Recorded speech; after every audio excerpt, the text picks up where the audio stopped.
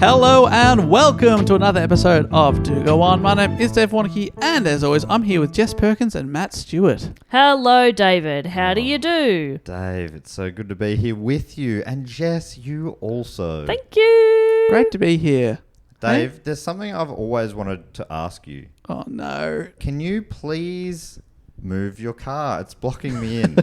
And once you've done that, can you please explain to the new listeners how this show works? I will never move my car once I get a good spot. I never give it up. But I will explain that this show, what we do here is we take it in turns to report on a topic often suggested to us by one or more of the listeners. We go away, we do a little bit of research, write out some stories, bring it back to the other group who have no idea what's going to be on. And it's Jess's turn to give us some stories this week. As I said, Matt and I don't know what the topic's going to be, so to get us onto that topic, she's going to ask us a question. Jess, have you prepared a little question? Yep, I did it just before. So my question is, who taught us the important lesson that a spoonful of sugar helps the medicine go down? Mary Poppins. Played by... What's her name? Anne Julie Christian Andrews. Anderson. Julie Andrews. You said Anne Christian Anderson. So you don't get a point for that one. Damn it. Dave gets that one. Is it Julie Andrews? It is Julie Andrews. I'm so thankful because I thought that you'd for a second forgotten that one of your first ever reports was on the history of Mary Poppins. Yeah, no. I know. And I was like, no, Jess, you've done it. You've done it. If somebody's going to double report, it's going to be me. For sure. I love it. 100%. I'd put money on that. It will absolutely. Sometimes I do have to Google "do go on" and then a potential topic that I'm thinking about. Just a little glimpse behind the curtain here. So recently we did a Patreon bonus episode about dumb deaths. It was Dumb Deaths 2.0 because there's so many dumb deaths out there. Second time we've done the topic. And Jess said, you know, we all said the name of the topic because they're quite obscure people usually. They've just had a dumb death. That's what they're most famous for. And Jess goes, all right, I think I've thought about it all day. I think this is the person I'm going to do. And I had to say, Jess, I'm so sorry, but that's who I did for Dumb Deaths 1. I missed all that. It's in the very chat you're a part of. Wow. If I'm out of that for a few hours some days, you miss a lot. Whoa. Yeah. Sometimes you come in and you're like, oh no. No. Jess and I are both very online. A little too much. Yes, so this... Takes me ages to plug in the typewriter. We're like, oh, granddad. We have to get him on the landline if we need him. So this has been suggested by a couple of people. Jen Wood and Kelly have suggested a report on... Jen Wood? Jen Wood. Oh, Jen Wood. Not Jed Wood. Have requested a topic on Julie Andrews. I put this to the Patreons to vote on. I gave them... I wanted to do like a... I've wanted to do share for a while. And I thought I like that, learning a bit more about those sort of iconic divas, whatever. So I put up a few, and I was like, I put up Cher, and I put up Julie Andrews, and a couple of other topics, and with a very big majority, Julie Andrews took the cake. Really? I wonder, does that mean people know she's had an interesting life, or people are just curious to find out more? I think she's had a pretty interesting life. I also think she is, she's quite universally admired, and she's very charming and quite wholesome, and just everybody I think sort of sees her as our collective grandmother. Right. So I think maybe people are just like, yes, Julie Andrews, she's great. And let me tell you, in doing some reading about her, she is great. Oh, thank goodness, because there's many people who we've ruined from people's childhoods on the show. They Roald Dahl and everyone. No. You're like, oh no, maybe it wasn't. Not Roll. Not Roald. Not Roald Dahl. So yeah, I can confirm from the very start of this, Julie Andrews, an angel. And this is just going to be a bunch of wholesome fun. Oh, so happy to hear it. And I suppose, like, you know, she's one of those people who's had this career that's spanned decades. And I think there's been like certain times of like resurgence, a Julie Andrews resurgence. So a lot of people might not know a whole bunch about her early life or how she got started. I'm thinking, Mary Poppins and The Sound of Music. Yeah. And it's wild to me that I think she's still alive. Yeah. Because it's like, those things happened centuries ago. Yeah, it was so long ago. And Sound of Music. Incredibly early in her career as well. Right. But then she's just continued to work really consistently. And I talk about this later as well. But she's just worked very consistently through her entire life and then had like this major resurgence in the 2000s. Huh. It was crazy. I don't think I'm curious to hear what she's been up to because they're the only two things I can think of. Oh, you'll know. There'll be more. I mean, I remember she was referenced in an episode of Frasier. I do have that. That's one of the things I was going to talk about. Yeah, of course. Frasier's son was meant to be coming over for Christmas. Uh-huh. These are the ones I watch the Frasier. I do a Frasier Christmas marathon every year. So Why do you do it to yourself? but there was he's excited his son's coming over, but his ex-wife says, "Oh, I've got plans. It's a pretty good opportunity." He's been invited to this other thing, and Fraser's telling the family, and they're like, "You shouldn't let her take him away from you for Christmas." So, well, he has been invited to go to the Austrian Alps, and like, oh, that does sound pretty good. And they're going to be staying in a castle. Oh, okay. And Anne Christian Anderson will be performing at the dinner. Julie Andrews. I don't know why I think of her as Anne Christian Anderson. That's not a person. But I mean, she's got Andrews in there, so maybe that's what my brain's Well, that's spinning true, towards there. and that's where I'll start. Julia Elizabeth Wells. Julia as well. Really? Yeah, was born on the 1st of October 1935. It's all a fucking lie. It's all a lie. What do you believe anymore? I know. Julia Elizabeth Wells. Julia Wells. Born on the 1st of October 1935 in Walton-on-Thames in Surrey, England. So she's English. She is English. And does she always speak with an English accent? Oh, yeah. Yes. Okay. Very English. Because Mary Poppins, she's English in that as well? Yep. Okay. A spoonful of sugar. Yeah, no, Yeah. I think as a kid I couldn't hear accents, I don't think. But, I mean, obviously you heard Dick Van Dyke's Cockney, Yeah, which he nailed. Hello, Mary Poppins. Yeah, that's right. So it's set in London or something, wasn't it? Yeah. Yeah. But that's a little while away still. She's just been born. Oh. And her voice is already English. I thought you said it happened early in her career. She's the child of Barbara Ward Wells and Edward Ted Wells. His middle name isn't Ted. She just goes by Ted. Okay. I had questions. Just Edward knew. Ted, I know you boys. Ed Ted Wells. Not bad. Ed Ted. With the outbreak of World War II, her parents separated and were soon divorced. By the time she was about 4, I think. What, do they disagree over whose side to take in the war? That's embarrassing. They had some differing views in the war. Both of her parents remarried. Her father married a woman named Winifred, who was a war widow and worked at the same factory that Ted worked at. And Julia's mother married vaudeville performer Ted Andrews. That's where Andrews comes from. And while Ted Wells was a real thing for Teds. Yeah, she loves Teds. So there's a couple of Teds here. Keep up. It's only half the Ted of the first husband, though. That's true. Edward Ted. This is just Ted. While Ted Wells was helping evacuate children to Surrey during the Blitz, Julia's mother joined her new husband in entertaining the troops. Julia lived with her father briefly at this time, but in 1940 her father sent her to live with her mother and stepfather. His hope was that her mother and stepfather would be able to provide better for Julia, who was showing to already have musical abilities, and she wanted to train in those abilities. So he thought, well, they are working in... They're performers. And Ted Ed was performing with her, but in a volunteer capacity? He was not performing with her. He was a factory worker. Ed Ted Yeah. is a factory worker. Yeah. Wasn't she entertaining troops, or the mum went away? Mum went away. Ted. Sorry, I lost her. There's so many Ted Eds. Andrews. You're thinking of Ted Ed Wells.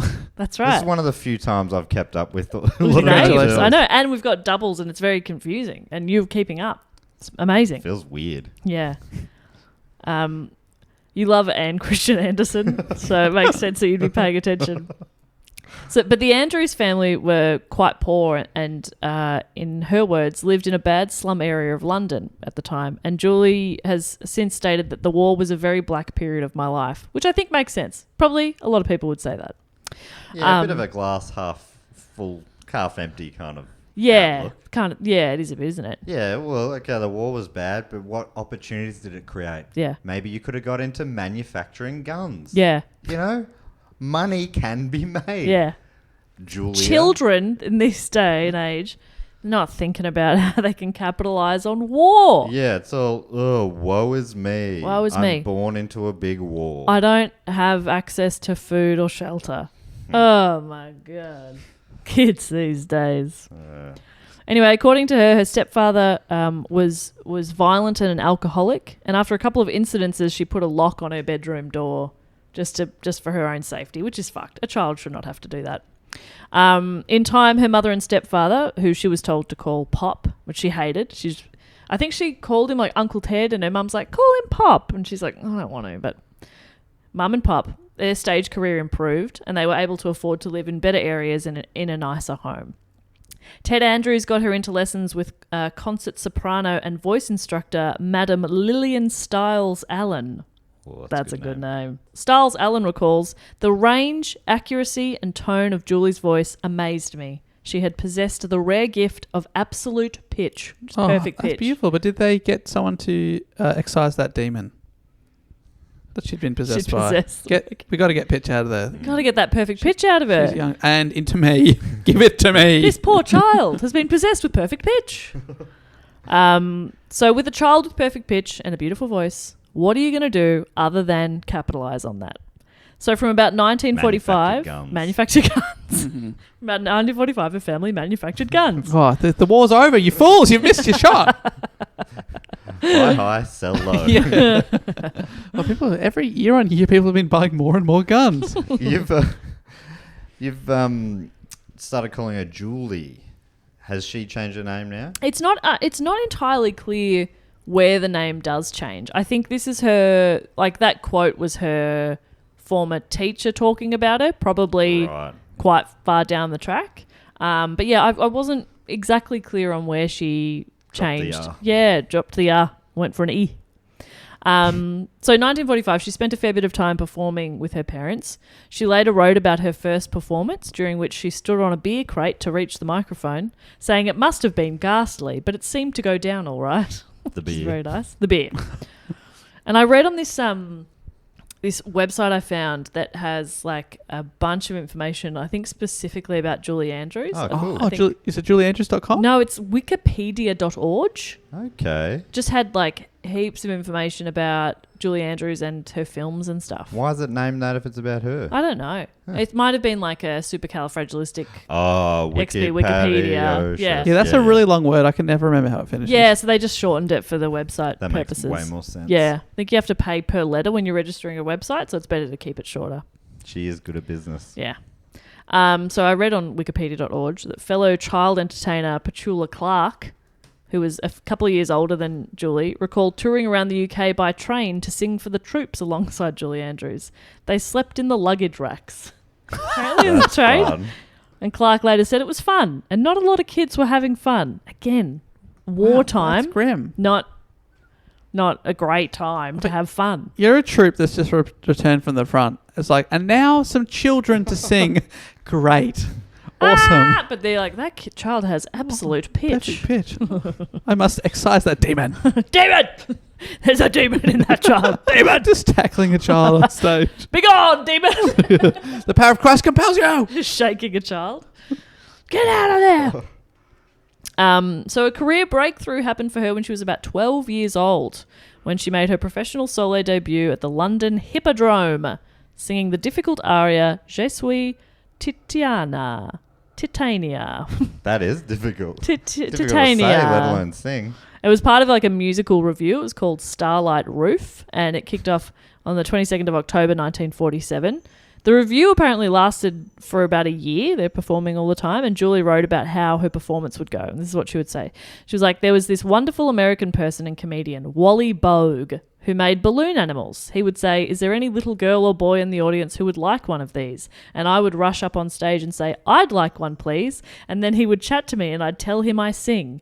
I was fortunate in that I absolutely stopped the show cold. I mean, the audience went crazy. Oh, that actually happened. I thought that was she was a plant. Yeah. Oh, she was a plant. Yeah, she was a plant. Okay. Night after night, she'd go up and go. I thought that was her origin story. Because if she wasn't a plant and she's doing that every night, he's got to be like, look, sorry, Julie. Let's share it around, shall we? I'm actually asking for a volunteer from the audience. I don't need you to. Why are you singing? No, why are you singing now? She made it sound like I was lucky people enjoyed it. Yeah, isn't that why you were hired to do it? Yes. And that's what confused me. I thought she was. No, she'd be a plant. I've heard of having a red hot show, but she stopped the show cold. Yeah. Is that good, Julie? Well. Yeah. Before that, they were applauding, they were laughing, but when I sang, they went completely silent. Crickets. You hear a cough. Yeah. I love those coughs. You could hear a penny drop, and that's how I knew they were loving Yeah, it. that's right. I'd hear the penny and I knew I've got him. I've got him. And then they'd start leaving because I was so good, it couldn't get better than me. They thought, how could this show improve? I must leave to tell others about it. And find that penny. Where Did it where go? drop? Where did I put that penny? At 13, she became the youngest solo performer ever to be seen in a royal variety performance before King George and the future Queen Elizabeth at the London Palladium. Wow. Isn't that wild that people are still alive who were alive before Queen Elizabeth II was on the throne? Yeah. She was. Yeah, this is the future Queen. Wow. Isn't that wild? I mean, I was alive. She ascended to the throne in 1953. 53? It was 50-something. Dave, you love the Queen. Yeah, 57. What are we celebrating? 75 years this year, is it? Fucking hell. Celebrating. Oh, Big so celebration. that makes it 40s? No, it was... I don't know. 75 years. Carry the 2. I think that means That's that's 50. 47, isn't it? 47. 47. Lock it in, Eddie. There we go. So yeah, she's 13, performing in front of the King and future Queen. Love it. Amazing. I couldn't. You said Patchouli Clarke before. I'm like, why do I know that name? She's saying Downtown. Downtown. Is that a she one hit wonder? Downtown. Do-do-do-do-do-do. It's a good song. She sold more than 68 million records. Yeah, I think it's probably more than a one-hit wonder then with Shit. that. But yeah, pretty cool. She charted with The Little Shoemaker in 1954. The Little Shoemaker. We all remember that hit. Hey everyone, Dave coming in with a fact check here. 1952, the Queen is only 70 years. I got excited. See, I was confident it was in the 50s. Yeah, that felt right. And to we said me. 53, but it was 52, so we were very We close. feel foolish. So I actually feel pretty good about myself. So this next part I found on newsner.com. Newsner. Newsner. No follow-up questions. Newsner. Newsner. Newsner. They're running out of .coms, aren't they? Newsner. Newsner. Is Newsner taken? Yeah, somehow it Oh is. my It is. God. It's crazy. You actually have to say it with a very flat face and like newsner. You like they can't give any expression. Yeah. So you've been training for that for years. Newsner at 6. So from newsner.com it says, by the time Andrews became a teenager, she was already gaining fame, and she revealed in her memoirs that at age 14, her mother asked her to perform at a family friend's residence. That's when you know you've made it. Getting Wow, your family getting friends. Wow. Yeah, Julia's going to do a little concert for us all. She's really good. Everyone Okay. gather around. Oh, okay. All right, one song. No, I'll be doing an entire show. Oh, she's going to do Cats. Solo. After I had sung, the owner of the house approached me, she wrote. He was a tall and fleshily handsome. Fleshly. I don't know what that means. Okay. Fleshly handsome. And I recognised him as a man who had come round to visit her family home once or twice in early years. That evening, the man came and sat on the couch next to me. I remember feeling an electricity between us that I couldn't explain. Okay. Nothing sus. Okay, because it felt like it was going to be really No, sus. it's not sus. Well, it's a little sus, but not in the way you're thinking. Okay, great. I was worried it was going to be dark. And Okay. electricity. Yeah. When they were later driving home, her mother asked Andrews if she liked the man. He seemed pleasant, was all that the unsuspecting Andrews said. During that car ride, her mother blurted out, "That man is your father." What? So the man that she had grown up knowing was her father, Ted Wells, was not in fact her biological father. Oh my! This would have been A third Ted? No, I don't know his name, but it could be Ted. Her mother revealed that while she was married to Ted Wells, she had had a brief but passionate affair with the man Julie had just met. No wonder it was passionate. This guy is like my- electric. He conducts electricity. Yeah, If you touch him, your hair goes. it's crazy. Stands on end. You seem He's completely always gobsmacked, Dave. rubbing his shoes on the carpet. This has blown my mind. I know. Third A dad. third Ted. And they're all called Ted. They're all called Ted. We think. She wrote in her memoirs, somehow I was able to push it to a dark corner of my mind. It did not alter the fact that the man who had raised me was the man I loved. I would always consider him my father. Which one? Ted Wells. Ted Not one. Not Pop. We don't like Didn't Pop. particularly like Pop. Yeah, Pop sounds awful. He and he and her mother, I think, drank quite heavily. I don't think home was necessarily the nicest place to be when she was growing up and living with her mother. But she would see her dad, Ted Wells, quite regularly, weekends and spending holidays and stuff with him, and absolutely loved him. And they had a really lovely relationship. Well, that's good. Yeah. So she writes, she said, he was the one who took me on nature walks, to swimming baths and down to the seaside. Just the memory of him sitting and reading to me was enough to make me love listening to books and the spoken and written word. So your relationship with Ted 1, way better than Ted 2. Yeah. Better than with the mum? Sounds like they were just loose. People in the entertainment industry, very unreliable. Yeah, not 100% sure. I didn't read a heap about her relationship with her mum. I think probably fine. But yeah, didn't... Fran fine. But very close with her dad, which is nice. After her mother told her the truth, Andrews never asked Wells about it and often wondered whether he knew about her mother's affair and whether he was aware of Andrews not being his own daughter. There is that kind of weird... I guess she had the right to know that it wasn't her guess. dad, but also like... Not the way to do it. What a weird way to do it. I know, and she was sort of like, I don't want to be the one to tell Dad. And I don't... she was worried about like how that would impact their relationship. Hey, Dad, just... I'm not... But... So she didn't know if her dad ever knew. And then the answer to that, she only found out a month after her mother's death. She approached her Aunt Joan to ask if Wells had known all along. And it turns out that Wells had always known she wasn't his daughter, but still raised her like his own. Ah. Love that. So that's nice. So that's just a little tidbit there that I did not know. Because you'd think it could, depending on the person, could have been easy to be like, once that relationship ended, wasn't... Actually, his kid, it would have been easy to be like, nah, look, there's no reason for me to have that relationship with you anymore. Oh, no, isn't that hard? Yeah, but obviously he just loved her because he saw her as his daughter. And he'd raised her from infant. Yeah, that's right. So I mean, two types of people. Oh, absolutely, yeah. And I guess is it different again when it's like a stepchild? Who knows? It's a complex one, isn't it? But yeah, they had a lovely relationship all through their lives, which is very nice. So cool. So I'm not 100, like we were saying before, not 100% sure when she took the stage name of Julie Andrews, but her performing career was just starting to take off, and she made several appearances in radio and television, as well as on stage over the next few years. How old was she? This one, 16, going on 17. Don't you regret that? So after performing in various stage productions in London on the 30th of September 1954, on the eve of her 19th birthday, Andrews made her Broadway debut as Polly Brown in the London musical The Boyfriend. 2 separate words there. The Boyfriend. That's 3 words. I'm sorry, but I meant boyfriend is separated. Yeah, the boyfriend. No, but it's The Boyfriend.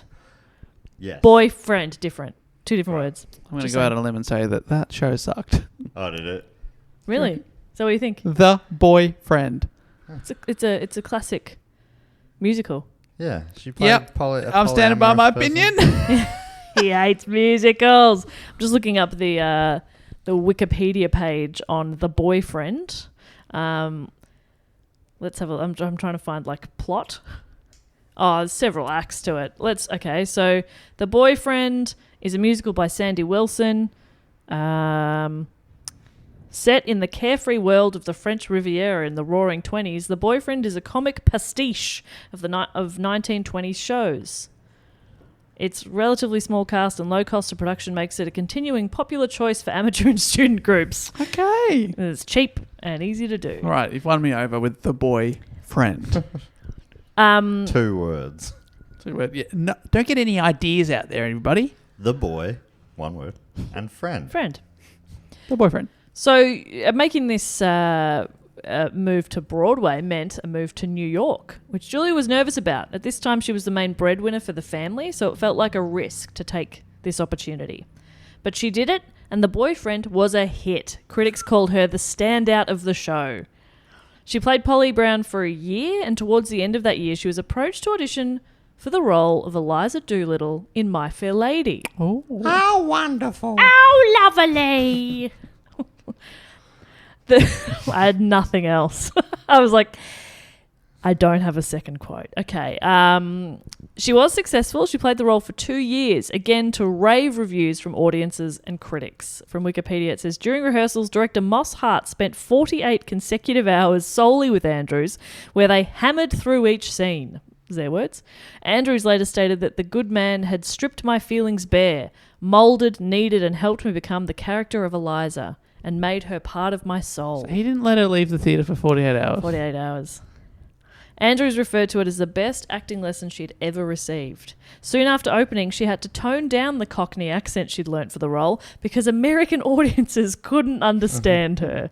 They went too far into Cockney. Right. Oh, lovely. Wouldn't it be lovely? Is that? Yeah, I think so. So impressed with her performance in My Fair Lady was composer Richard Rodgers. And he asked her to be involved in the Rodgers and Hammerstein television musical Cinderella. To Rodgers and Hammerstein? Yeah. Yes. Wow. He was the Rodgers. Nepotism. Okay. You can just access that, can you? All right. So that they put on the television musical Cinderella, which was written especially for her.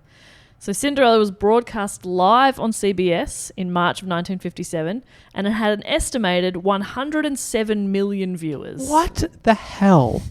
That's incredible. Isn't that wild? What, just in America? I guess so. That would have been like a big chunk of their population, right? Huge. How many people are there now? 200 and something? 300 something? 300 and something. Million, sorry. 400 people? In America? You're crazy. Bloody hell. Yeah. She was nominated for an Emmy for her performance, and at this point, she's 22 years old. She's doing very well for herself. And I'll tell you what Julie Andrews does next after these messages. Over the next few years, she worked constantly. TV appearances, more theatre productions, and in 1959, she married set and costume designer Tony Walton. Not Ted, unfortunately. Ooh. But Tony. You know? His name was Tony. Tony. Tony. By 1962, casting for the film adaptation of My Fair Lady had begun, and Warner Brothers head Jack Warner decided the role needed to go to a big name. Andrews didn't have the name recognition yet, and so they brought in the big gun, Hepburn. The bulk of Hepburn's... Catherine? Audrey. Oh, okay. Disappointed by that, eh? Disappointed. So sorry. I was on Team Catherine. What's the relation of Catherine and Audrey? No relation. They're born in different countries. Really? Yeah. I knew that. I reckon Dave might have told us on the Academy Awards episode. Yeah, I think maybe is when I found out. I must have known that. Because Catherine is an EGOT and Audrey... I think it's the other way around. Oh, Audrey's the EGOT. And Catherine Hepburn's won 4 Academy Awards for Best Actress, which is a record. Right. Wow. And Audrey's an EGOT winner. Is that I what you're believe saying? so. But isn't it the thing she can't sing? Well, yeah, my very next line is the bulk of Hepburn's singing was dubbed by soprano and ghost singer Catherine Hepburn. Marnie Nixon. Ghost singer? Ghost Oh singer. my God. How good is that? How'd they record it? I purposely left this in because I was like, what else has Marnie Nixon done? And I went to look and it's like, she's a soprano and ghost singer. And I was like, well, I've got to put that in there because Ghost obviously singer. we'll have a lot of fun with ghosts. Ghost But obviously, singer. if you're thinking never about heard like, that phrase. yeah, but if you're Ghost thinking about writer? Ghost Rider, it totally makes sense, doesn't Yeah. it? She sings for you. Yeah, But you take credit. That's right. Like you do with a ghost. Do you think we could get some ghost singers? I think we could get ghost podcasters. Love to do a musical episode. Oh, now you like musicals. If I'm not singing it. Oh, wouldn't it be lovely? I'll have Michelle Brazier, thank you. Welcome to Do Go On. I'll play myself. Actually.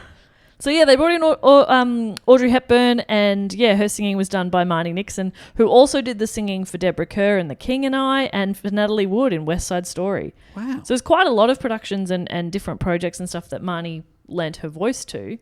So yeah, it was a bit of a devastating blow, but Julie Andrews was her graceful and cool self, saying she understood the decision, and her only regret is that her performance was never recorded, so she doesn't have that as a keepsake. It wasn't like as common back then to have recordings of the Broadway show, so she doesn't have any kind of... There's no recording of her being Eliza Doolittle, which is understandable. But yeah, she's so graceful and so lovely about it. I've just looked up the EGOT page. You're right, Dave. Audrey Hepburn's won an EGOT. and Catherine was just the multi winner. How many Oscars have you won? Well, it's rude to ask. Yet. Yeah, come on, that's right. I'm going to round mine up to 1. I'm going to say 1, and then by the end of my life, that will be true. Yeah. Look, I just want to say, and from this point, I'm only an Emmy, Grammy, Oscar, and a Tony away from being an EGOT. That's right. So, I mean, the people who are like, oh, time is linear. It's not. Yeah, it's not. If it happened at any point, it's happened now. So, yeah, I've won an EGOT. If it happened at any point, it's happened now. I could not agree more. That's beautiful. Time is cyclical. It's all happening. Everything's at once. You seen Good Place? Time is Jeremy Bellamy. There you go. Beautiful. I don't know what that means, but I agree. You gotta watch that show. Too. So yeah, Julie being very cool and gracious about it. Jack Warner later recalled that the decision was made for financial purposes, stating that, in my business, I have to know who brings people and their money to a cinema box. To a cinema box! Audrey Hepburn had never made a financial flop.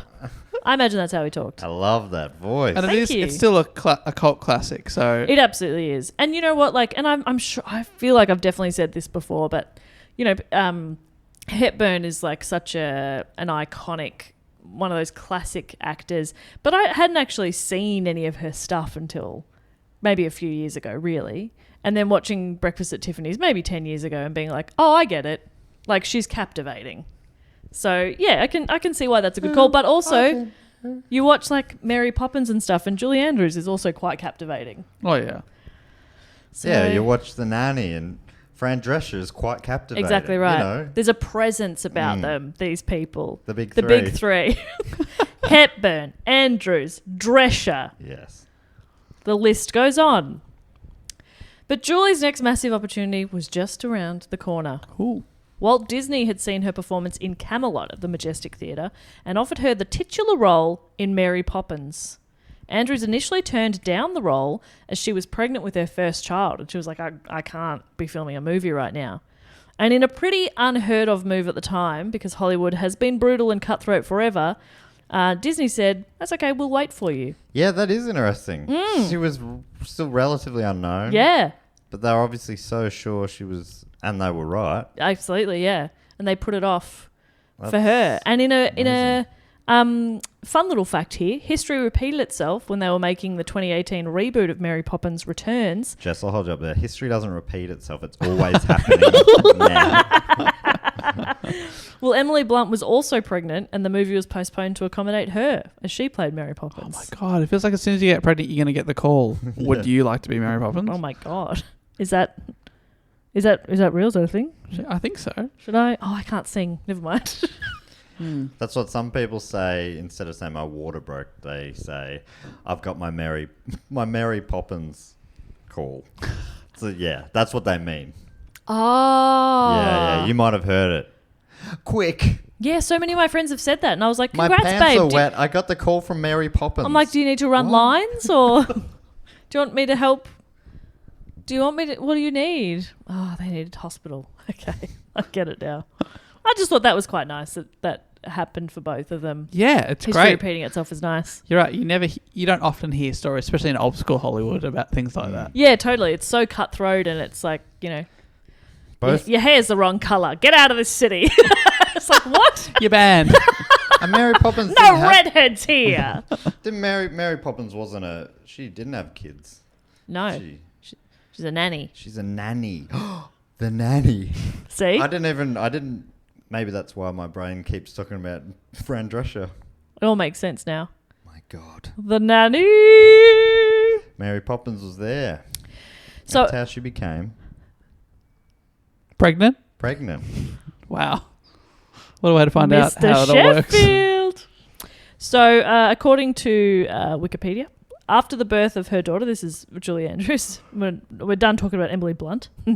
No, we're not. She comes back later. Anyway, after the birth of her daughter, she received a call from former report topic, P.L. Travers, author of Mary Poppins. Wearing pants, I imagine? Probably. Who told her, well, you're much too pretty, of course, but you've got the nose for it. Don't know what that means. And then did she hang up? That's all the call said. Beep, beep. Who was that? She was Australian, wasn't she? P.L.? Yeah. Yeah, Maryborough. That's where she came from. See, I remember that. So could you do it? Say it. You said it was a posh accent. Can you do it again? Oh, yeah, fair enough. She would have said, well, you're much too pretty, of course. Nah, but this is in the, what's this, the 50s? Yeah, that's We sounded a bit more English then. But it's just what like grandparents sound like now. Oh, well, you're much too pretty, of course. Yeah. But you've got the nose for it. Yeah, that's right. Was that good? That's better. Now, this was Andrew's first major film role, so this is huge for her. She's like, do you usually get a call from the author telling you look weird? You got a weird nose. I mean, it just by the tone, it didn't sound like my nose was good. Mary Poppins became the biggest box office draw in Disney history. Wow. Variety lauded Andrew's performance as a signal triumph. She performs as easily as she sings, displaying a fresh type of beauty. The film was nominated for 13 Academy Awards and won 5, including the Academy Award for Best Actress for Julie Andrews. So this is her first role. She's about 23 now. She's got the Academy Award. She must be close to an EGOT if she isn't. You'd think she would have won a Tony at some point. No Tony. No Tony. I don't think so. I go through some She of her married a awards at the Tony. end. She was dating a Tony. She married a Tony. Didn't Does get that a not Tony. count? Does that? Or I've married a Tony. I've dated a Tony. Yeah. So Okay. I'm only an ego away. Yeah. Well, I've had sex And with you a gotta pick Grammy. one of them. I mean, who cares? I have some follow-up questions. We all Follow-up go- questions. Is that a title or a name? Literally went through all the awards and thought, which one's the easiest one to have sex with? Yeah. I assume you're talking about A grandma. A grandma. Is that right? And that's fine. We're not Of course yucking it anybody's is. yum. We're just wanting to check. Especially yummy Grammys. .com. Matt, it's yummy grummy. Yummy Grummy. Yummygrummy.org. Ooh, she's a bit of a yummy grummy.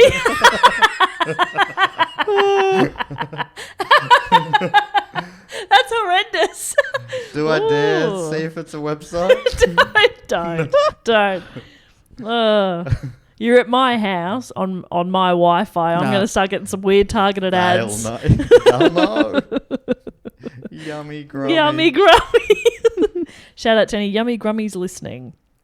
So yeah, she's won an Academy Award for Best Actress. She also received the Golden Globe for Best Actress. And her co-stars won the 1965 Grammy Award for Best Album for Children. So would that count for her? Is she a Grammy winner there? Yes. Yeah. Yep. There you go. It's two ticked off She in has one a year. couple of other Grammys as well. I know, but like ticked off so early. This is her first major role. It's so young. She's been working, she's been performing since she was in her mid-teens, but yeah, she's like early 20s and she's got an Academy Award. Amazing. And it is definitely her singing. It's not Marnie or whatever. It is definitely Julie singing. Does her own singing. This you might have seen clips of on YouTube, or you might have heard of this. In her acceptance speech at the Golden Globes, she ended her speech by saying, "And finally, my thanks to a man who made a wonderful movie and who made all this possible in the first place, Mr. Jack Warner." Which was a beautiful jab because My Fair Lady was in direct competition for the awards. And he didn't cast her in the movie. Yeah. And so she's like, "Thank you for making this possible." Right.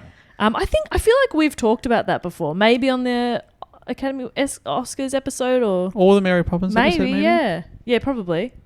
That's fun. And so that would be funny actually, because then I have told that twice, and both times it's been new to me. But it was a familiar that time, so I've probably said it before. But I like that. It's a bit sassy. It's so funny that I just would have assumed, if anything, she'd won a Tony or won 10 Tonys.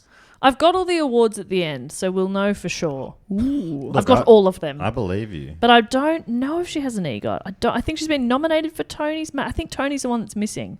I could be wrong. We'll find out. Bit of sizzle for later. So yeah, she said thanks to Jack Warner, which is fun. Another nice little fun fact, again about the 2018 reboot. Julie Andrews turned down a cameo appearance at the end of the film, saying, "This is Emily's show, and I really want it to be Emily's show." She didn't want to take away from Emily Blunt playing Mary Poppins. She didn't want to take any of that attention. So she was like, "No, I won't be That's in it." interesting, because in a way it would just bring more attention to the movie, which would be good for Emily Blunt. Yeah, I right? guess so. It's just a polite way of saying, no, I don't want to. No, I don't want to do that. Fuck that. I've already done one of those. You kidding me? Leave me alone. Was that successful? I'm pretty sure I went and saw it. So that's success, isn't it? Yeah. You saw it at the movies. But I can't really remember it. I remember maybe there was they did their version of the chalk scene where they all jumped inside the chalk with Dick Van Dyke. Yep. Was on a clay pot instead. They jumped into a pot. Yeah, I think you're right. Yeah. Did Dick make a cameo? He did. Dick makes a cameo, yes. So he wasn't too big. He doesn't care about taking attention away. And I think I read, it might have even been when we were talking about Mary Poppins. Oh, I don't know. But because Dick Van Dyke does make a cameo and he does this like dance sequence and they choreographed 4 different versions of it with like varying difficulty because he was like in his late 80s at the time or maybe 90 or something. And he was like, the hardest one. He's like, I'll do them all. And he nails it. I'll do them all at once. I'll do them all at once. I'll do all 4 versions. Big Dick fan. 2, 3, 4. So Mary Poppins came out in 1964 and it was only 1 year later that possibly her other most famous film came out. The Sound of Music. Ever heard of it? So it was just straight after. Yeah, 64, 65. That is outrageous. They were movies I watched a lot as a kid. And I don't reckon I realised it was the same person. Because I think she has black hair in one and blonde hair in the other. Yeah. How could it possibly be the same Different person? people. And I'm probably wrong. I was saying she was in her like 20s and stuff before. But if this came out in 64 and she was born in 35... Yeah, she's 29. Yeah, she's in your 20s. Yep. Still crazy. Yeah, because it's filmed before it comes out. Yeah, absolutely. So yeah, Sound of Music, 1965, is the highest grossing film of that year. Her performance as Maria won her second Golden Globe Award for Best Actress, and she was nominated a second time for the Academy Award for Best Actress and the BAFTA for Best Actress as well. Christopher Plummer, have you seen Sound of Music anytime recently? Or just as a child? Just as a child. Have you seen it at all, Dave? I don't think I've ever seen it all the way through. Yeah, I've seen right. a few bits of it. So the dad, he was only 35 in that movie. Kidding. There you go. And I don't know if it's just because I was a child and also it was an old movie, so everybody seems really, really old. But if you gun to my head, I would have said probably 50. Yeah. He would have been 50. I would have guessed 50 as He well. was 35 and Liesl, the eldest, was played by a 22-year-old. Yeah, right. Started young. Yeah, it's baffling. So I was like, he was 35? He admitted that he found Andrews to be insufferable and annoying during filming, mockingly calling her Miss Disney. Oh, wow.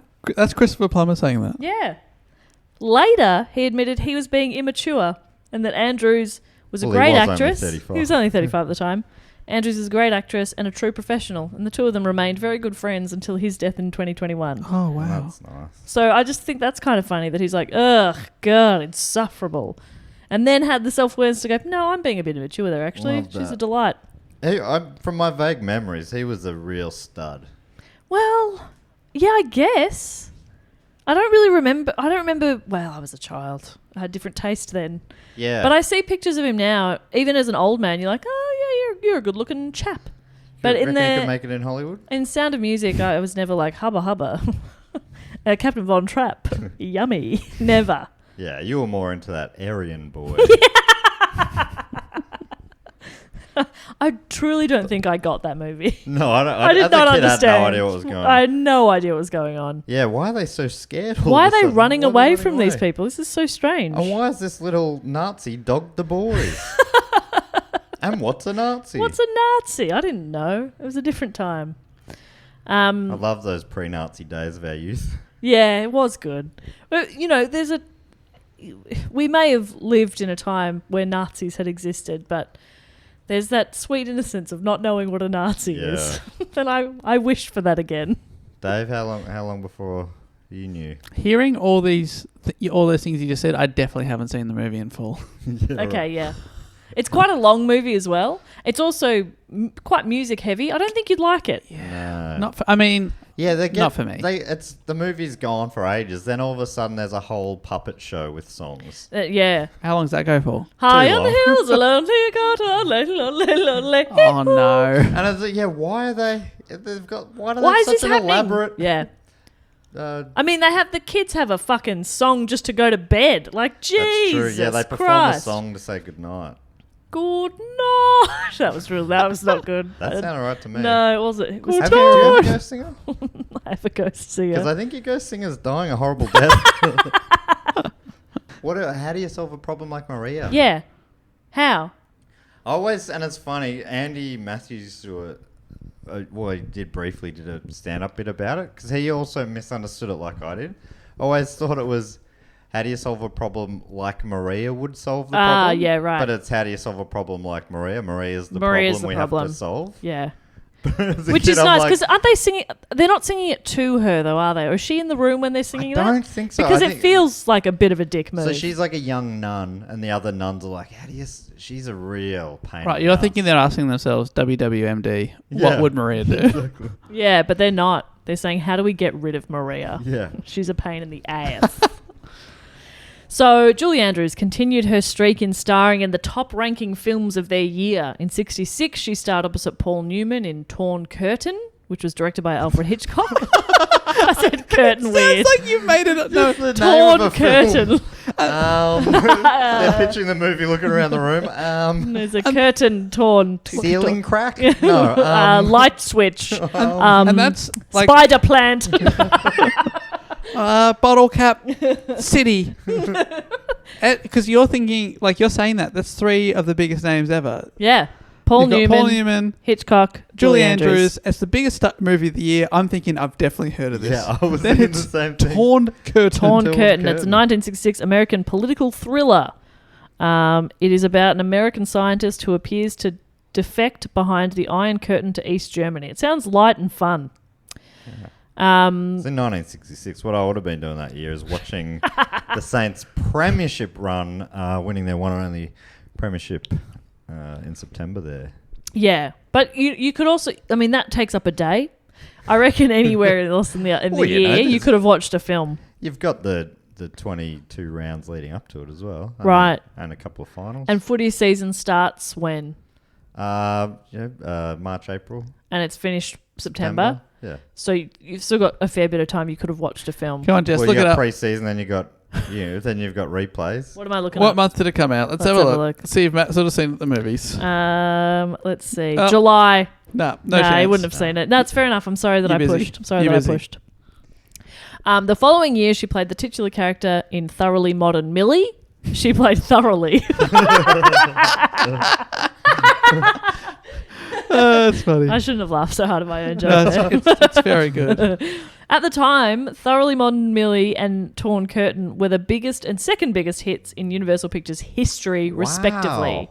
Huge. It's so funny how some movies can be huge and then you just never hear from them again. Yeah. It's like Avatar. It was so big. So big. Oh, yeah, like in 50... No one talks about it. In 50 years' time, like our children's children won't be like, Avatar? Yeah. That sounds stupid. Yeah. And we'll be there a bit senile in the corner saying, I remember the blue people. Blue people. Blue like, people. Okay, Nana, Blue people. all right. There was the Australian guy who seemed like he was a really big star. And then they had to jump on a Not bird. Chris Hemsworth. Sam Worthington. Sam Worthington. They had to carjack a bird and shove their hair in its asshole. You remember it better than I do. They had to carjack a bird and shove hair in its asshole. That's absolutely true. I mean, it was its tail, but so close to its asshole. You know what I mean? Wow. Worth a rewatch? I mean, by then, the 6 follow-up movies will be released. Yeah. They'll do a reboot. The kids will know the reboot and will say, well, we remember the original. Am I thinking that right? They're doing like 5 sequels and they're filming them concurrently? I think there's at least 2 more that are coming out. Okay. 5 would be ridiculous. But there could be more. But even just going, let's not release a sequel and see how it does. Let's lock in the third one as well. Yeah. Everyone loves that confidence. Trilogy. Thoroughly Modern Millie was nominated for 7 Academy Awards, and Andrews scored a Golden Globe nomination for her performance as well. So just like everything she's churning out is getting great reviews. She's getting nominated for stuff. Like, she's just killing it. But after this run of success, a couple of flops were always going to be inevitable. Oh, dear. Star in 1968 was a biopic of Gertrude Lawrence, and Darling Lily in 1970, co-starring Rock Hudson, were 2 of Hollywood's most expensive flops. Oh, no. It didn't help that at the same time as filming, she and her husband Tony Walton were going through a divorce. Despite reviews, her performance was once again nominated for the Golden Globe. And of these films, Andrews later wrote... What's funny? It's funny when the nominees are, despite the reviews, Julie Andrews. Wow. Who knew? Because it was trash. It's just a walk-up start. They just say Naomi Alvin for that. Yeah. Everything she touches turns to Golden Globe. She later wrote about these films that non-stop success in a career is impossible, but nobody sets out to make a failure either. She's like, it's inevitable. You're going to make some flops. It's not the dream, but you can't beat yourself up. That's right. And that's nice. She remarried in 1969. Nice. That's a nice year to get married. Beautiful year to get married. To American film director, screenwriter, and producer Blake Edwards. Ted. Surname Edwards. Yes. Blake Ted. Blake Ted. This marriage made her the stepmother to Blake's 2 children as well, and the couple also adopted 2 daughters in the mid-70s, and they were married until Quick question. Yes. Does she know what's causing it? Adoption. Okay. This marriage lasted about 40 years or something. He died, I think, 2010-ish. Is he in a director of movies that we know? Yes, Dave. You could have just said yes and asked for no follow-up questions. Sorry. Yes, no follow-up questions. No. I thought I'd written it down, but I haven't. So let's have a look. Yeah. He directed Pot Crack. Oh my God. His best-known films include Breakfast at Tiffany's. Oh. Did he direct it? He directed Breakfast at Tiffany's. There you go. His future wife's enemy. Yeah. And Victoria... Days of Wine and Roses. I'm going to say Breakfast at Tiffany's was probably the biggest one. Oh, Pink Panther with Peter Sellers. Oh, yep. The series. He's done a few. So, yeah, he was quite a well-known... Great work. So I did love Matt looking around the room. What was it? Crackpot? Crack ceiling. Or pot crack. Pot Crack. Yeah, Crackpot. That's an actual thing. That's not bad, yeah. Pot crack is also okay, I Hey, you guess. punched it up. Yeah, I'm loving the vibe, but let's swap those words around. Now, I don't want this to just be a list of what she did every year. I know that biographies sometimes do feel a bit like, and then this happened, and then this happened. I'm going to skip ahead a little bit. But often with these stories, there seems like there's a very clear time that this person was in their prime, and then they might have a resurgence 20 years later. Some of these big Hollywood stars. Cannot wait for my prime and then my resurgence. Oh, God. But that's not the case for Julie Andrews. She's worked pretty consistently across stage, TV, and film since the early 50s. And she has consistently been nominated and won awards and is just growing this fandom of people who find her so charming and wholesome. There's a bit of a gap in the 90s where quite famously she was forced to quit Victoria, the stage production. Her husband directed the movie. So she had to quit the stage production towards the end of the Broadway run in 1997 when she developed hoarseness in her voice. And doctors assessed that she had non-cancerous nodules in her throat and she underwent surgery. The surgery left her with permanent damage that destroyed the purity in her voice. No. One of the things she was known for was the purity of her voice. Did you know this? Yes. Or no? Yeah. I knew the story that she couldn't sing anymore, but I wasn't sure why. Yeah, so her speaking voice was left pretty much permanently rather raspy, and she later said she believed the hoarseness was due to a certain kind of muscular strain that happens on the vocal cords. Later adding, I didn't have cancer, I didn't have nodules, I didn't have anything. So she regrets the surgery. Yeah. Bugger. So at the very least, in her mind, the surgery was unnecessary and had caused permanent damage to her singing voice, which was kind of her bread and butter. So a couple of years later in 1999, she filed a malpractice suit against the doctors who had operated on her throat.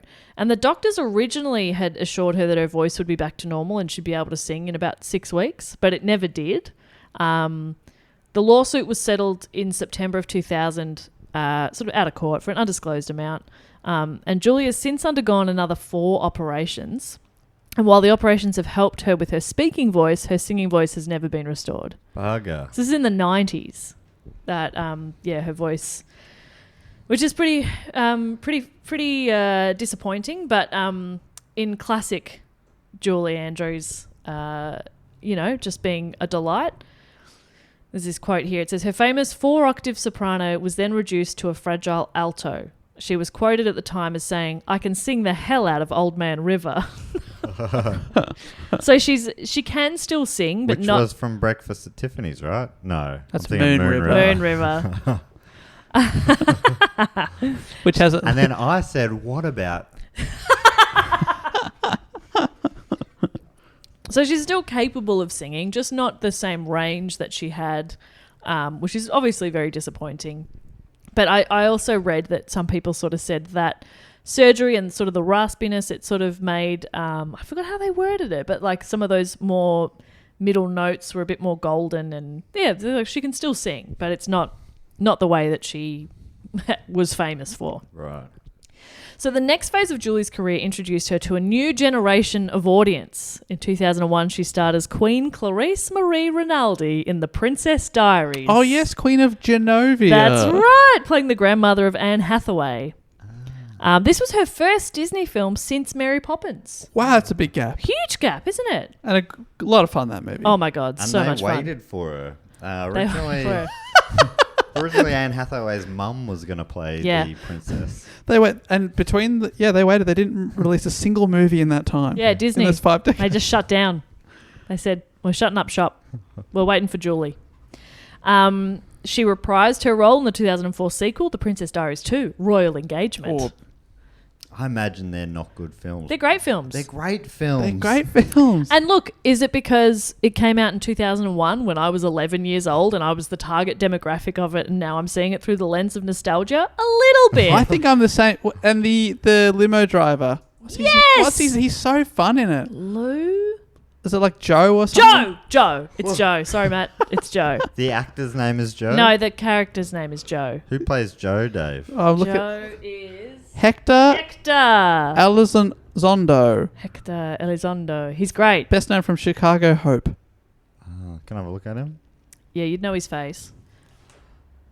He's been in stuff. Oh, yeah. Yeah. He's now 85 He was like years the old. main man from Chicago. I think they still have rewatchability. Yeah, right. Like, I don't think you'd hate it. I think they're quite nice films. Good hangover film. Great hangover film. Yeah, absolutely. Feeling a bit vulnerable, Yeah. a little fragile. Yeah. Yeah. I'd watch it and cry on a plane. Yeah, perfect. Yeah. I don't know why. Is there a reason why I cry at movies on the plane? Yeah, there is something about... it's something to do with, like, I don't know, high altitude. Something about being in the sky. Something about being in the Something sky. about being alone with your thoughts. There is some sort of science behind it, I think. But yeah, that's why we're all a bit sooky on planes. Oh my god. She's writing in her Princess Diary. Dear Princess Diary. Is the diary a princess?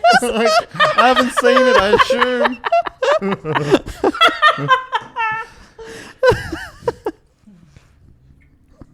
Dear Princess Diary.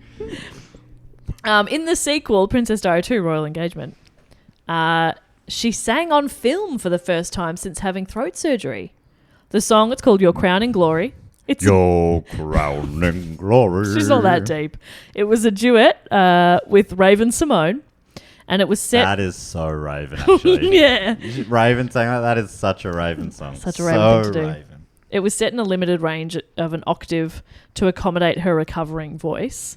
And the film's music supervisor, Dawn Solar, recalled that Andrews nailed the song on the first take. I looked around and I saw grips with tears in their eyes. Oh. Everyone on set's like, Julie fucking Andrews They is filmed singing! it in the air. They were flying at the top. Oh my god! It is. That scene is set on a plane. That's not true. It's set at a slumber party. I'm gonna need a hot towelette.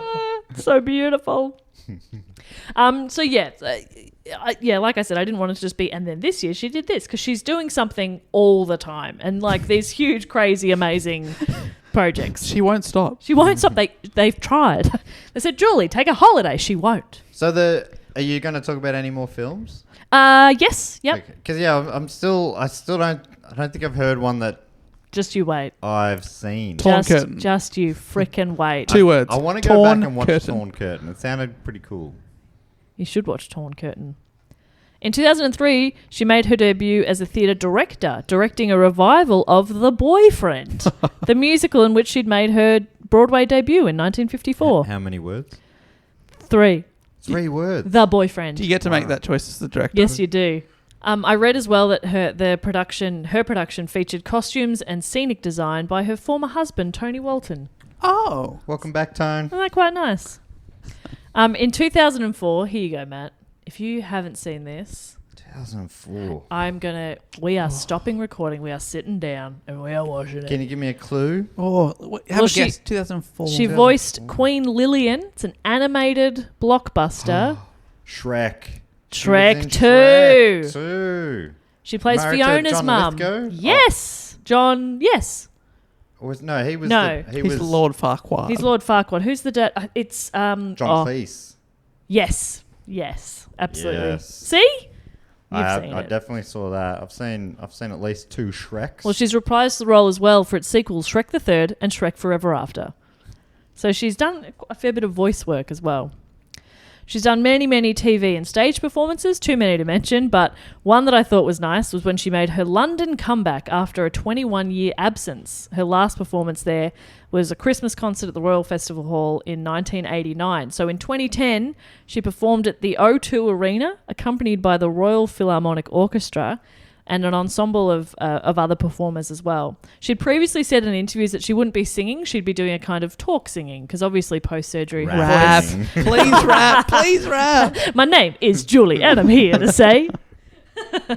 Yeah, obviously post-surgery her voice is not capable of what it used to be. Yet she actually sang 2 solos and several duets and an ensemble pieces. The evening, though well received by the 20,000 fans present who gave her a standing ovation, did not convince the critics.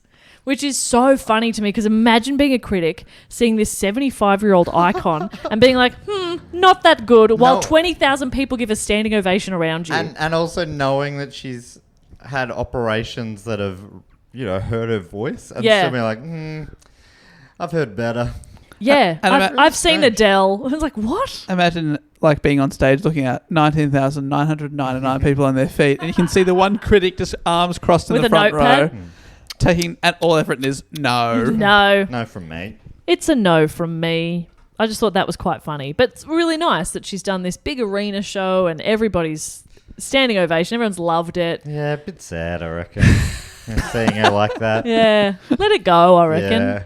Pull the plug. Just disappear into the ether. Yeah. As you should. So her list of accomplishments is very long, and it has its own Wikipedia page. Love that list of What's that awards mean? and achievements. There wasn't enough room on the one Wikipedia page about her. Yeah, because isn't all of Wikipedia about her life? Yeah. So, yeah, obviously she has her own Wikipedia So page. She has her own Wikipedia site. Exactly right, but then they've split it up to make it easier. Oh, that's handy. Yeah. So they've got hyperlinks, and you can sort of click through. Yeah, absolutely. And Wow. there's this whole page Is that's it just about awards. GeoCities or? I don't know what that means. I don't get it. Oh, Okay. sorry, I don't understand.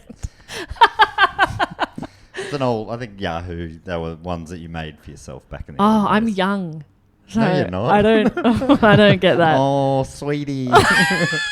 No, I'm actually incredibly young and youthful, Oh. and I'll never die. So I don't know. I don't know about it. Anyway, so in 2000, she was made the Dame Commander of the Order of the British Empire for services to the performing arts, and received the award from Queen Elizabeth II at Buckingham Palace. Commander. Yeah, she's a dame. Does she command all the dames? Yeah, is that? Instead of like a sir, she's a dame. She's like Helen Mirren, do what I want. But the commander, is that an extra thing? I don't know. Pretty cool though, isn't it? Dame Sounds Commander. Cool. Dame Commander. She had the Kennedy Center Honors in 2001, and she's been nominated for 135 awards Wow. and has won 67, Wow. including Almost half. an Oscar, 6 Golden Globes, 3 Grammys, Oh, here we go. 2 Emmys. Yeah, so no Tonys No or... Tonys. We're missing out on a Tony. Is it just Tony? Yeah. I wonder if she... just because she was like Oscar, Tony, Emmy, yeah. Is it only Broadway shows that you're eligible for Tonys? Which she's been in. Right. Like she's done she's done Broadway shows. Do you reckon she's been nominated for one? Yes, she absolutely has, yeah. Oh. She's I so think close. she's been nominated for a few. If you get a Lifetime Achievement Tony Award, does that count for EGOT? Yeah, sometimes they do, but then they put a little asterisk next to it. Right. Yeah. Well, not one competitively. Because it feels like she's going to get at least a Lifetime Achievement She's Tony. been nominated 3 times for a Tony. 57, 61 and 66. Come on. 66, eh? And she declined a nomination for her role in Victor Victoria, citing that she felt the rest of the company had been overlooked. It's kind of cool. So she could have won that one. Maybe. Maybe. That's weird. Like I a guess so. protest thing Yeah. to be like... Interesting. She's had several honorary degrees as well. And excitingly, she can next be heard on screen in 2022's Minions, The Rise of Gru. She's still working. And she's also the voice of Lady Whistledown. Oh, I was going to ask. I think Yeah. that's her on Bridgerton. Yes, it is on Bridgerton. Do you on watch this? Bridgerton. Did you say the voice? Is that a cartoon, Bridgerton? No. She's like a narrator. Right. Yeah, Okay. she narrates it, and it's great. There's a I was gossip gonna magazine. say it's I didn't realize. Yeah, I thought it was like a period Yeah, romance thing. yeah, it is, and she's essentially narrates it. It's very silly, but I love it. She reprises her role. Have you watched it? Yeah, I have. Second season? Both seasons. Yeah, me too. It's good. First season was a bit hornier. Yeah, the first season was so fucking horny. Yeah, Watching that with the in-laws over Christmas. you're like, oh la la, I think I need another cup of tea. Excuse me for a second. It's getting a bit hot and heavy over here. There with yummy grummies. .org. So that is my report about Julie Andrews. And one thing that I also read, and I don't have that many sources on this, but I thought it was quite cute, is that apparently she travels with her own kettle. What do you mean? I don't know, she just brings a kettle with her wherever she goes. And I thought that was nice. I love that. Yeah. So thank you to... They're less common in America, I learned recently, Yeah. because their power plugs aren't as... They take forever to... So it's like 2 hours to boil. Yeah, so So they how- do them on the stove over there. Oh. The More voltage commonly. isn't high enough. I saw a TikTok about Yeah, it. no, I think that's true. I just didn't really know what they did instead. But I know that kettles aren't very common. Yeah, but I guess, I don't know. They microwave tea. Do they? Some Wow, places. That's like being in the future. Or just like doing it wrong. So thank you to Jen Wood and Kelly for suggesting Julie Andrews, and thank you to the Patreons for voting on it as well. It was honestly a lot of fun to... Kelly, give her last name? 'Cause I know uh, there's a listener, Kelly Wells. And when you were saying Wells before, I'm like, that's the only other Wells. nah, I don't think it was Kelly Wells. I think it was Kelly Clarke, but in this particular suggestion, it just said Kelly. So, but I'm pretty sure it was Kelly Clarke. Fantastic suggestion. Loved hearing about her life. What a delight. So that brings us to everyone's favourite section of the show, the fact, quote, or question section. And before I talk about that, this is part of a broader section where we like to thank all our great supporters. You can sign up at patreon.com/dogoonpod or dogoonpod.com. And yeah, there's a bunch of different levels. What are some of the rewards people can get, Dave? You can be part of a Facebook group that no one else has access to. It's a lovely little area where we give each other compliments and pats. Lovely little area. For a second, I thought he was saying there's a Facebook. You get to have access to a Facebook group that nobody asked for. Nobody wanted, nobody I'm asked like, for. okay. No, it's very nice. People just like big each other up in there. It's lovely It's in there. It's very nice. You get to vote for topics, for example, this week, which was chosen by the Patreon supporters. Yeah. You get 3 bonus episodes a month at a certain level, which adds to the 140 that you instantly get access to as soon as you support the show. And you get discounts and first access to live shows.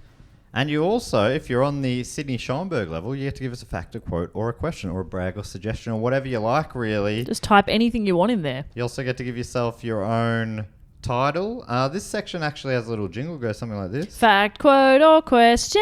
Ding, ding, ding, ding, ding, ding, ding. Whoa. He always remembers the ding, ding, ding, ding, ding, ding, ding. And there's only 3 this week. Normally do 4. So if anyone's on the Sydney Schomburg level, feel free to get them in. Come on over, baby. I thought that might encourage them if I That's sang beautiful. some Christina Aguilera at Do you them. think we could get that singer Marnie in here to...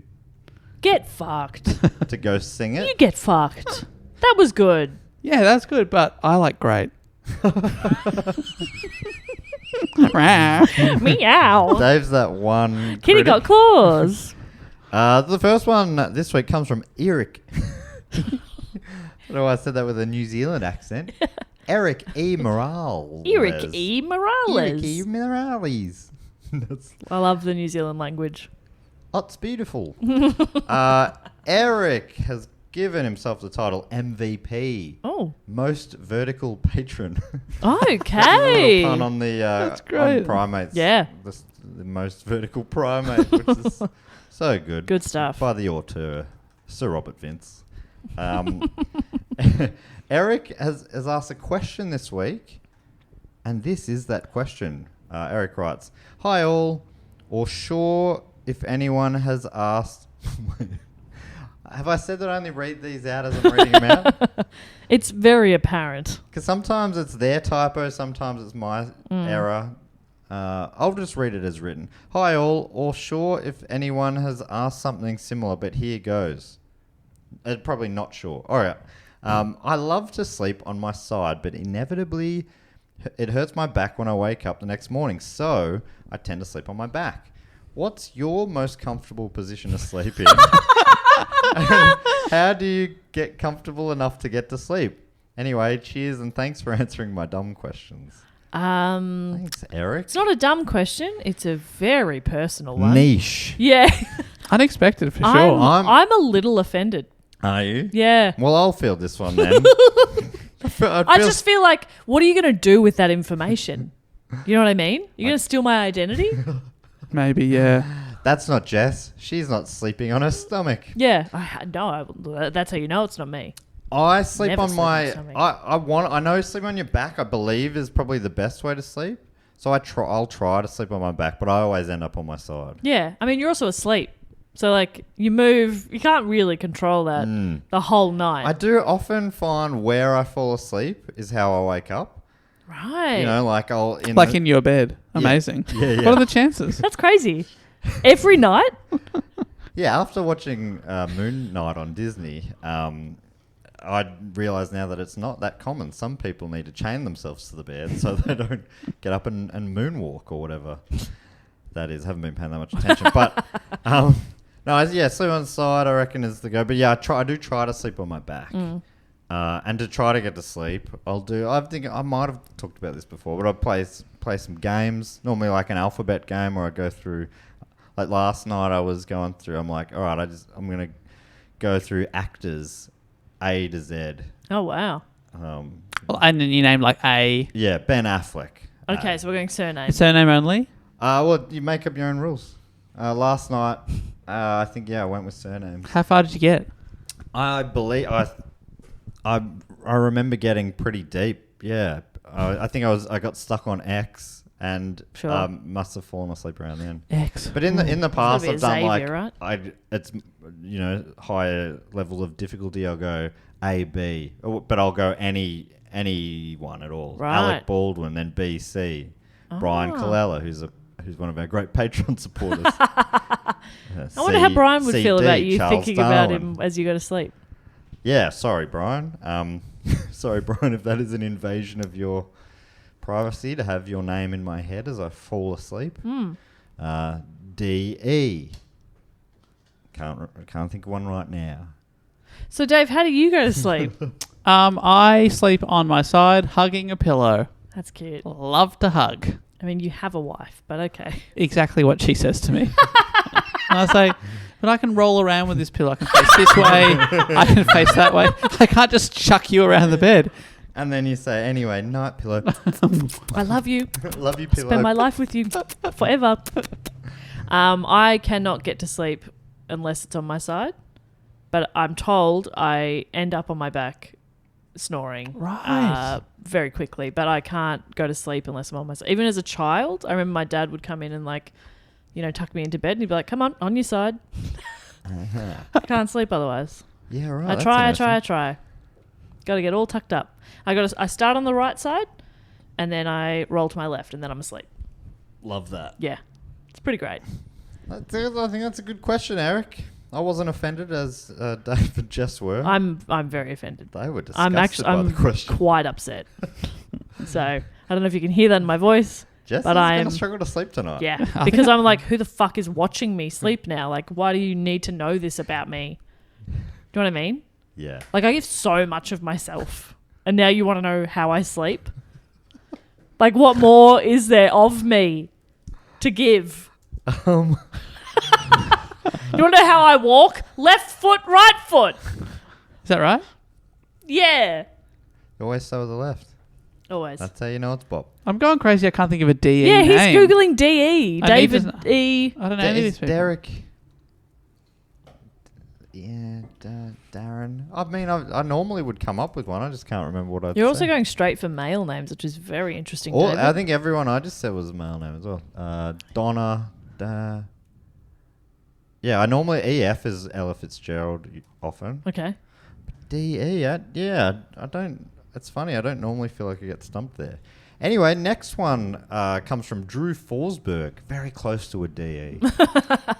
And Drew's title is NSFNSW. Okay. Not safe for New South Wales, I guess is what that is. I assume so. And Drew has asked a question as well, writing, if you live deep within the fortress of the mole people, how would you try to infiltrate human society? I'm asking for a friend, obviously. This is not misdirection.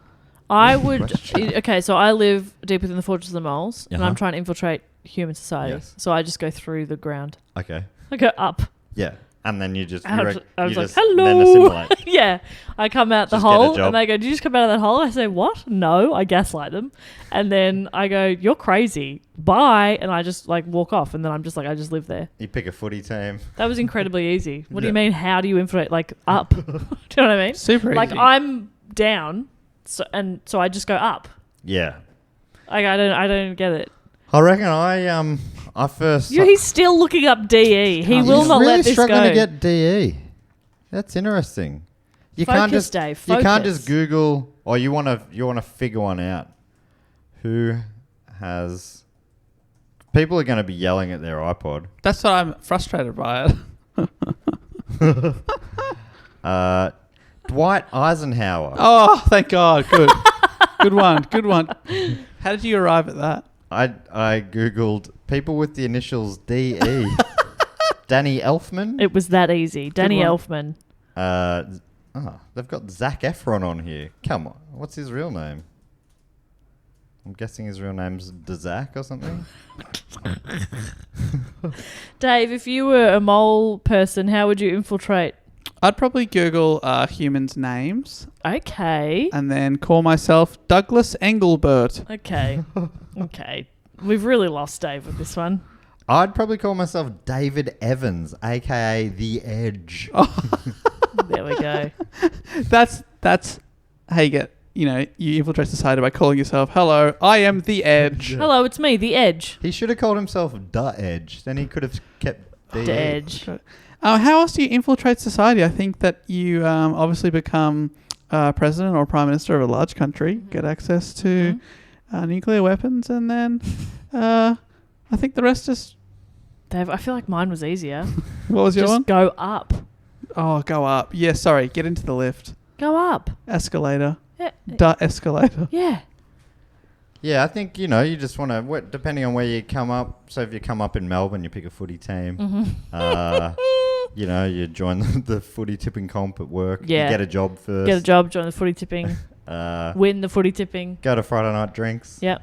Probably get some plastic surgery to look like a human. Start dating Darren from work. Shave the mole hair off your body. Marry Darren. What's Darren's last name? Mole. Darren Mole. DM. Slide in a DM. And then live forever with Darren. Yeah, I think that's great. Easy. God, people say this like it's a tough thing to do. Great question and well answered. Thank you, Drew Forsberg. And finally, Well answered. we got one from Derek Brigham, Brigham. aka Old Sky Blue Eyes. Oh. Old Sky Blue Eyes. And You guys you don't have sky blue, you boy. I call you. I always talk about your eyes as the big blues. what do we got? You've got deep blue eyes. Deep blue. Not a sky blue. What have I got? You got a deep blue as well. Oh my you two very God. similar with your eyes. Beautiful, beautiful eyes, my beautiful boys. uh, What's old sky blue eyes Old saying? Sky Blue Eyes has a fact, which is The blue sky we see on a clear sunny day is the result of Rayleigh scattering, where the shorter wavelengths of blue light are more readily scattered, filling the daytime sky. And as a bonus fact, blue eyes get their colour for the same reason. Lacking pigment in the iris, the fibres of the eye scatter and absorb some of the longer wavelengths of light. This results in more blue light reflecting back out and the eyes appear blue. Whoa. That's crazy. I haven't fully taken that all in, but I love it. I don't get it, but it's amazing. I remember once I got my eyes tested, the optometrist was like, "Oh, wow, you have very little pigment in your eyes." She's like, "Are you sort of sensitive to bright lights?" I'm like, "Yeah, a bit." She's like, "Yeah, that's because it comes in and just bounces around your eye heaps." Wow. That's interesting. That's So what, funny. like- Is that why I'm always pulling the blind down and you're not worried about it? But I've got white eyes too. Yeah, I've got like green blue eyes. That's so what, brown eyes wouldn't be as sensitive to light or something? More pigment? Yeah, I guess based on that. Because they're butts, you know. I don't think they... But I reckon they are sensitive because they get such little light. Yeah, that's Oh, true. yeah. The little moles. You expose your asshole to the sun, it's going to burn. That's true. I hadn't thought about it like that. That's very interesting. There you go. Thank you very much, Eric, Drew, and Derek. Oh, my God. D.E. Derek, Drew, and Eric. And the other thing we like to do is shout out to a few of our other great supporters. Jess, you normally come up with a bit of a game based on the show, the episode we just did. What if we like name the Broadway musical they're in? Fantastic. I love it. The Boyfriend. That one's taken. Julie did that one. Damn it. Torn Curtain. I'd love to thank, if I may, Yep. from Mount Gravatt East in Queensland, Australia, Bridget Todd. My Son, the Hat. Whoa. Oh, that's good. That's a rom-com Yeah, it's a rom-com.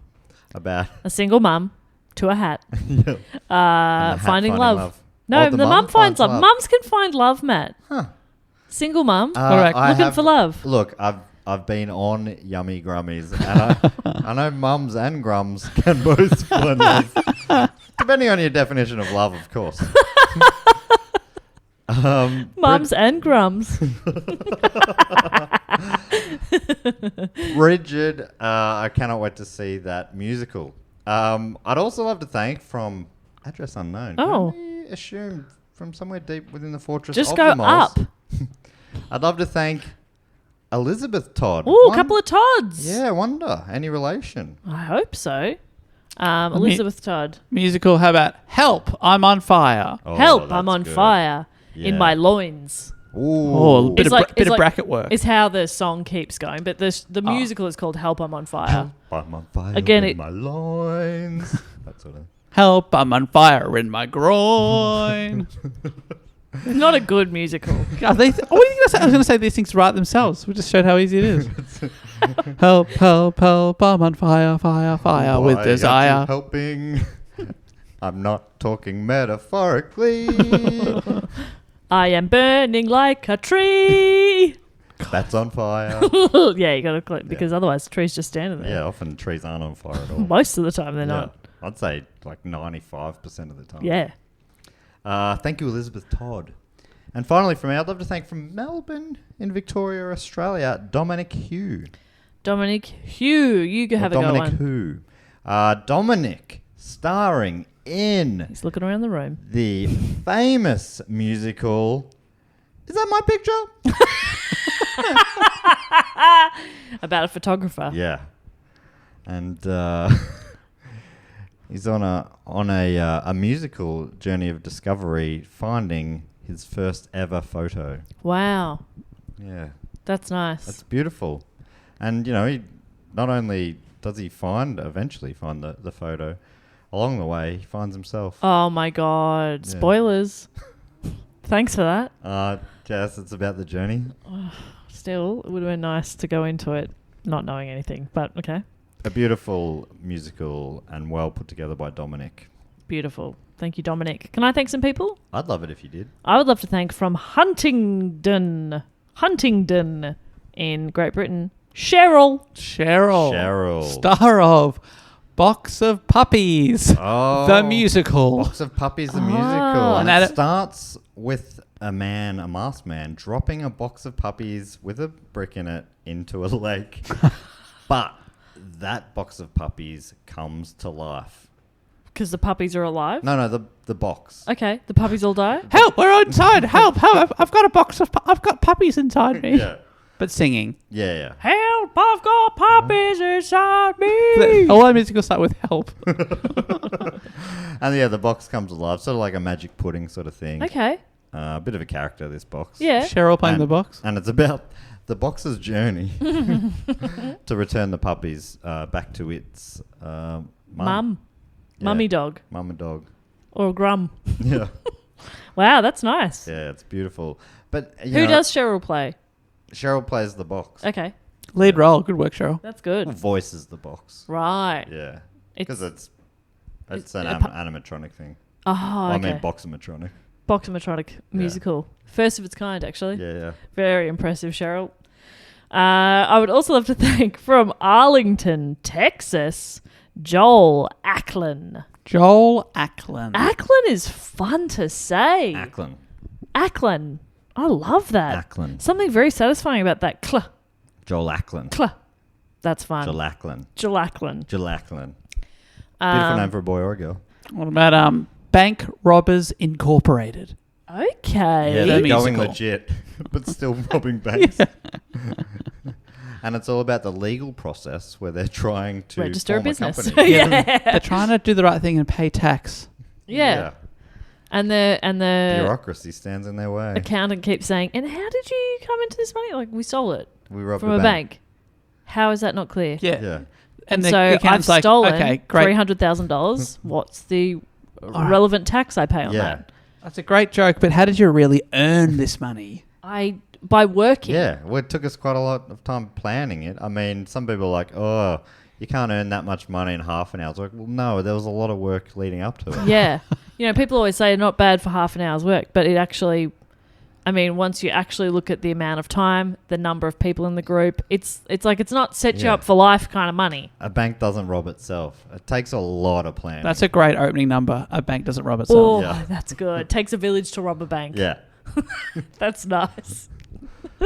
Thank you, Joel Acklin. And finally, for me, I would love to thank from Hazelbrook in New South Wales, Gina Lawrence. Gina Lawrence. Hazelbrook sounds lovely. Yeah. Sounds like a monorail might have put Yeah, on a map. by God, we put Yeah. the first thing I thought as well. Put them on Okay, the is there map. something in that?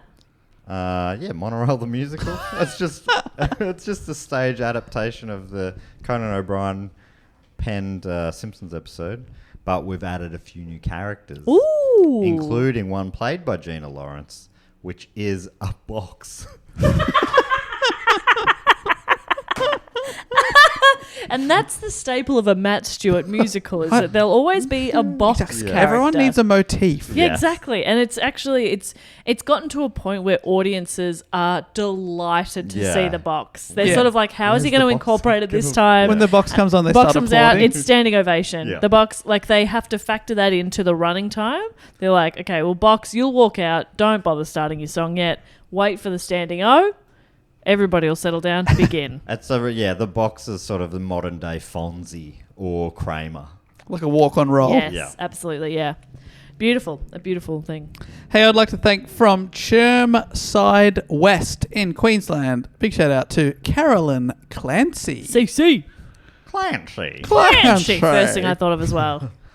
Caroline Clancy, Chermside West. It's Pharmacy the Musical. Pharmacy the musical. Pharmacy the Musical. Yeah, it's just a musical look at the behind the scenes. What happens up there? Counting pills. Yeah. Counting pills. Yeah. Counting pills. Yeah. Dishing thrills. 2, 4, 6, 8. Pack of 10. Here you go. Not every song rhymes. They don't have to. Not every song has to rhyme. That's such a basic thing to think. Yeah. God, you look like an idiot when you say that. And it's about, the journey of the pharmacy, how it began with just pills and Yeah. blah, blah, blah. Now, Shane Warne deodorant and, Yes. all these sort of Napoleon Perdis Foundation. things. Exactly. Yeah. Like all those bullshit supplements. You can buy little bottles to put your shampoo in for when you travel. Yeah. And a little thing to scrub under your nails. People are like, how do we get here? Yeah, Well, wow. we explore that in this musical. Yeah, well, it starts with that flashback. Yeah. Yeah. Let me tell you my story. Yeah. Somebody came in and said, "Have you got any little bottles?" And I said, "Now there's something to Now think there's about." an idea. Bringing it back home now to thank someone from Melbourne. It's Craig McQueen. Oh my God, are you kidding me? McQueen. Craig McQueen, fantastic name. Um, Think of that pharmacy one. There'll be a song about those Tupperware containers with each day of the week on yeah, absolutely. Big it. time. Yeah. Anyway, but we've moved on to Craig Come McQueen. on, Well, I haven't. I'm thinking for a name like Craig McQueen, I'm thinking something like a bit of a western, Oh, yeah. like a cowboy kind of musical. Okay. But it's from the perspective of the cows. Yes. Where are they sending us? Move, move, move, move, move along. Can it be Yeah. called Move Along? Yes.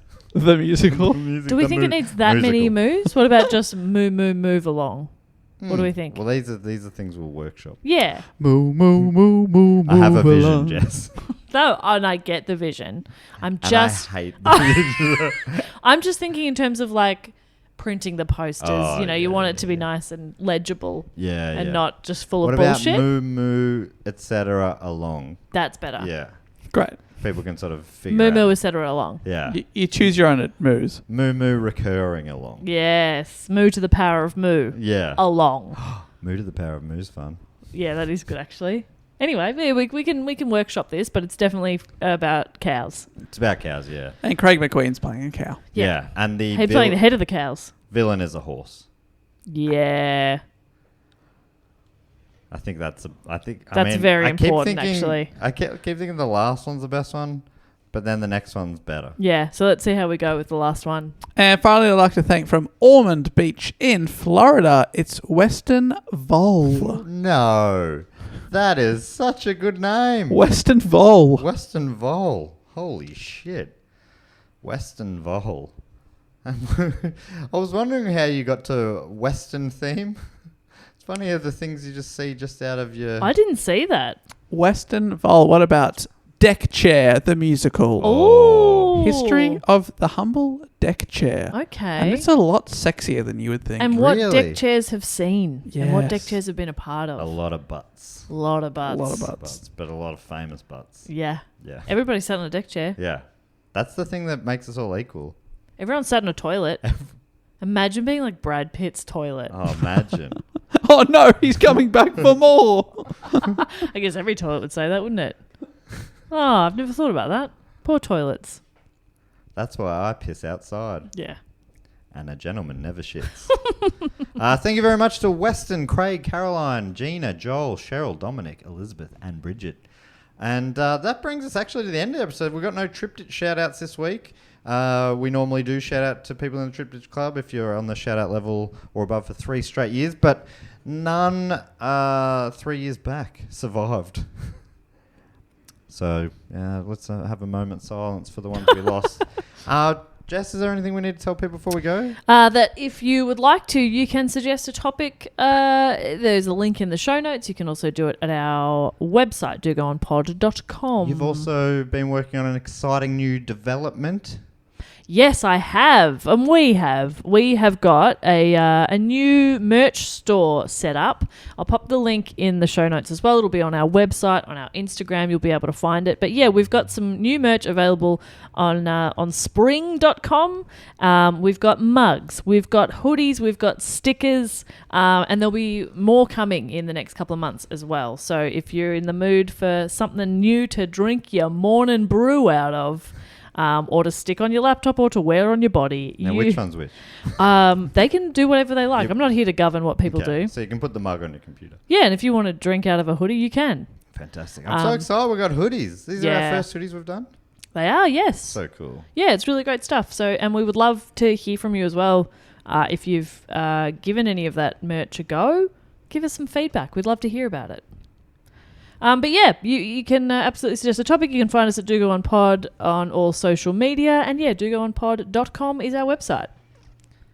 Thank you. I think that's about all the time we have here I today. think it Even though is. we have unlimited time. Yeah. I should But I say, need to pee. that's all that we have to say here today. Yes, well said. Dave, boot this baby home. We'll be back next week with another episode, but until then, thank you so much. Until then, it's goodbye. Later. Bye.